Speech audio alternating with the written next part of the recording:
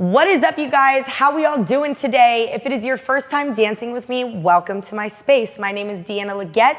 I am officially a teacher on Kitty Kompound. This is my besties platform. I love you, Nicole Kirkland, so much. We've been dancing together for over 6+ years, so I'm honored to be here. Today, I'm gonna be teaching you guys a little bit about stage performance. I'm gonna be going into detail about how to work the camera, whether it's a class setting, whether it is a tour, whether you're on stage, whether you're in the club, okay, and the videographer comes all up in your face, whether you're just dancing for fun, right? Or, you know, you have intense training where you're constantly trying to get better in front of a camera.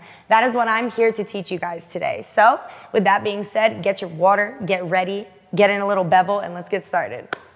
Being a dancer myself in the dance industry, the one thing that I can tell you, the most important thing I have learned is my stage performance. And where did I learn my stage performance? In class, when I was behind a camera and I was put in that pressure of that tunnel, you know, that black space that we all get lost in, and sometimes we lose all sense of our choreography and memory. I've been there, I understand. So today, I'm gonna help you guys out a little bit, and I'm gonna teach you some things that you can do to help yourself feel more comfortable when you're also in a challenging environment and dancing, whether that's class training, whether you're in an audition space, whether it's an online submission, whether you just do this for fun and it's a hobby and you're at home recording yourself and it feels pressuring and you always mess up. I get it all, and here we are.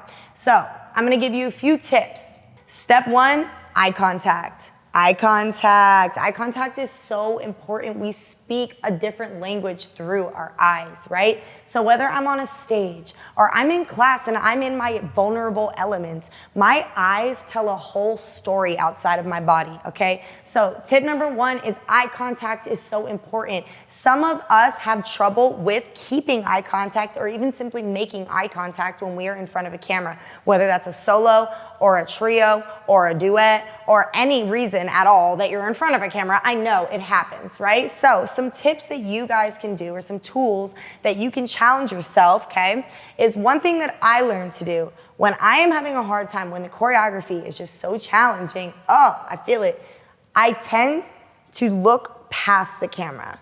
So right now, I am looking past the camera. You would think that I'm looking at you, right? But I'm actually looking above the camera. And luckily, because I'm in a class vulnerable environment, there's a mirror in front of me. So that is an advantage. That is an example of something that you guys can do when you're having trouble keeping eye contact in the camera. There's a little tip that I like to say. Find a focal point that is straight in front of you, that is above the camera, but not too far, because you want to keep that eye level, and you will still look like you're looking in the camera. Then when you start to get in a position as a dancer where you feel more trained and you feel a bit more confident with your mind and your muscle memory, you can start looking in the camera. Now, another thing that I do when looking in the camera, once I get more comfortable with that little tunnel, is I learned how to use my peripheral vision, okay? So if I have other dancers, if I have other people on the side inspiring me for whatever reason, I will literally use my peripherals to help guide me through that combo. Whether I'm in a trio, if you're in a trio next time you're in class or you're in a group, don't look at the person next to you, okay? Unless you are owning it and it really looks like a thing, you know, but like, don't just be looking at people to depend on them. At the end of the day, that's very obvious. You want to have some confidence in yourself. So use your peripheral. It's a tool and it works. Eye contact is so important. Like I said, it tells a story. So what is your character, right? I'm never just Deanna when I'm dancing. I always have a little, you know, little ego, a little alter ego to me. So are you shy? Are you confident? Are you aggressive? Are you flirty? There's so much that you can tell with your eyes, so that is such an important tip and tool. Next time you guys are in front of a camera, I want you to just try giving something different in this area. I want you to feel when it comes to your eye contact and see the difference that it makes in your quality of performance. Step number 2, posture. What do I mean by posture? We all know that when it comes to dancing, they're like, sit in that bevel, sit in that hip. We have to be in a nice posture. What I mean, though, is when you're in a stage environment or you're in a camera environment and you are in that challenging moment, you have to be able to have everything bigger than what it normally would be. A mark is really a mark on camera. When you're full out, it has to be full out on camera, way bigger than you would ever in your life expect yourself to do, because the saying, everything looks bigger on camera, that works for reality TV, not for dancers. For dancers, we have to challenge ourselves to make everything look even bigger on camera. For my professional dancers out there, I want you to think about being on that stage, that stadium stage. Over 20,000 people are watching you, but the people in the back can't see you. Why? Because you haven't mastered being full out in front of a large environment, in front of a large crowd.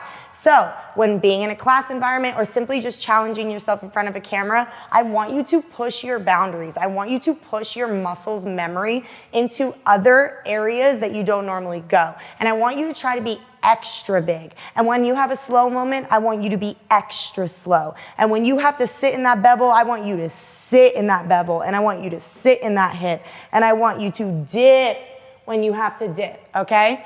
When it comes to posture, that is very important, along with step number 1, that eye contact that I told you. If I'm sitting in that pretty bevel and I have a beautiful posture and the camera's coming toward me and I have my sly look and I'm ready and my chin is up and I'm confident, I am ready to go. I have the camera looking and everybody that's watching is watching. So please remember that. That's step number 2. It's really, really, really simple. It just comes down to being bigger, challenging yourself to be bigger and better, right? So step number 3. Timing. What do I mean by timing? Obviously, guys, it's never great to be a little early on the steps. It's never great to be a little late on the steps. We don't want to be playing catch up, you know.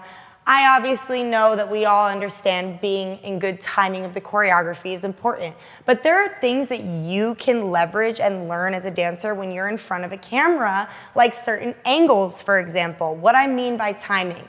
Let's say you're in class, right? Because the videographers, there's literally jokes, you know, they like to, okay, they like to move around, all right? And you have to be able to keep up with that energy. You have to be able to understand and have a little bit of awareness and consciousness as to what the videographer is seeing for the picture as well, right? So if I'm right here, boom, I'm center.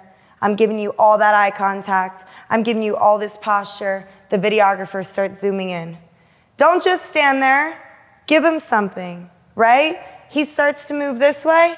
You got some time to freestyle?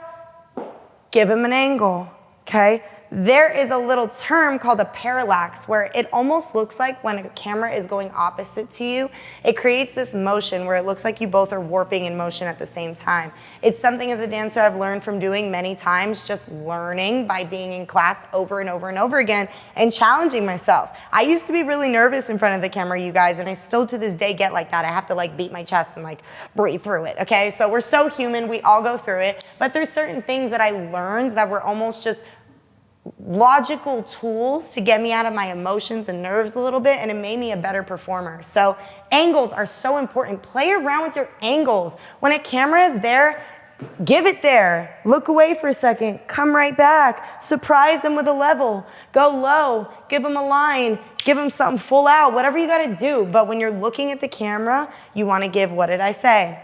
Eye contact. Take advantage when it's coming close, when it's far. Give them life. You can look away sometimes. You can give them glares. You can look away again. You can give them chin. Then you got your posture. Then you got your timing. So play around with your timing. Normally a videographer, have some confidence. If you want to go low, be conscious, be aware. Let him come to you. Let him find you. But once he finds you, he'll go down with you. Play around with your pictures, guys. We have one life, and it is so beautiful when we can be versatile, right? So my third tip to you is work on your timing as a dancer when you are behind the camera. It's also natural to rush when we are behind a camera because we're nervous and we're thinking about the steps. It's literally like dancer 101. Like it's just beginner 101. We do that, right? Or we'll be slow because we're trying to like think of it and we're trying to catch up and we get lost.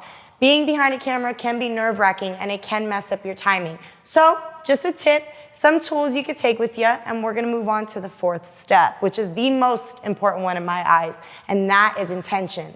What is your intention as a dancer, as a person, as a human? When you walk into a dance room, I will tell you anything I do, whether it is dance class, whether it is a job, whether it is me backstage about to go on and I'm like, you know, putting my good juju out there, I am always setting an intention for myself. So for you, next time that you walk into a class environment, next time you're watching my next tutorial, set an intention for yourself. What are you going to learn out of today? You don't have to master everything when when you are in a learning position. So when you're learning a tutorial, you don't have to master everything, but set an intention for yourself of what you would like to overcome.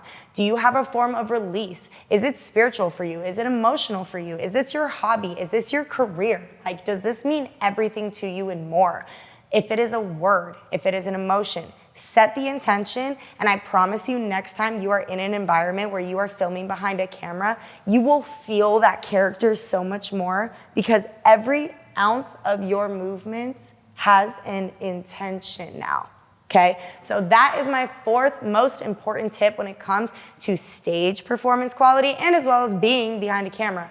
So with that being said, you guys, thank you so much for being in my space. If you take these 4 tips that I told you, let's go over them one more time. 1, eye contact.